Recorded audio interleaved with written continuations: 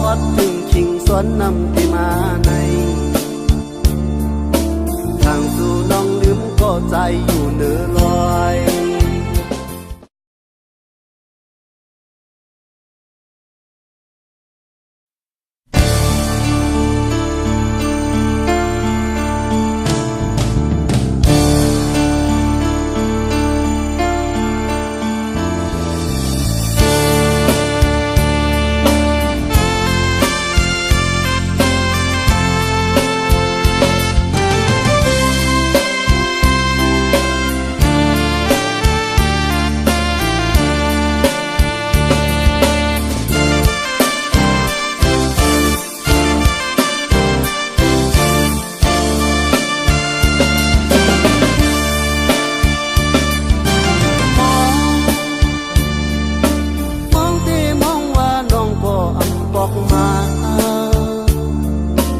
ความรักน้องวันใด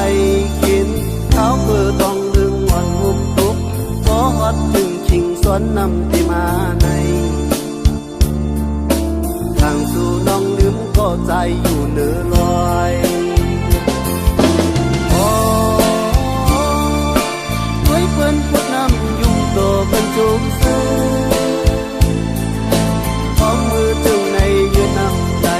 ทั้งวันที่ตัวให้อยู่ไปสวนนำที่ในเทียมคนไหนเธอสวนนำที่ในเทียมจังสมเธอ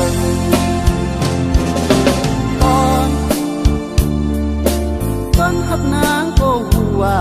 ถึงมาดื่มเปียวแด่ดวงเว้ยความไกลยันกันกว่าหึงเละ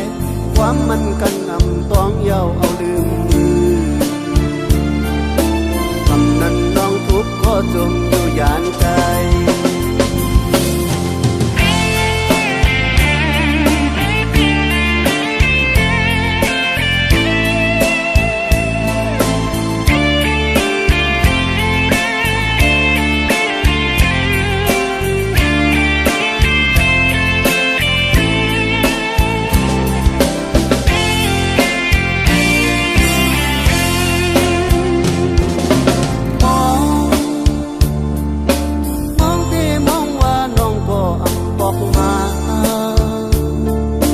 ความรักน้องอ่อนใจ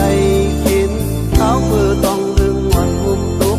ขอฮอดถึงชิงสวนนำที่มาในทางสู่น้องลืมก็ใจอยู่เหนือล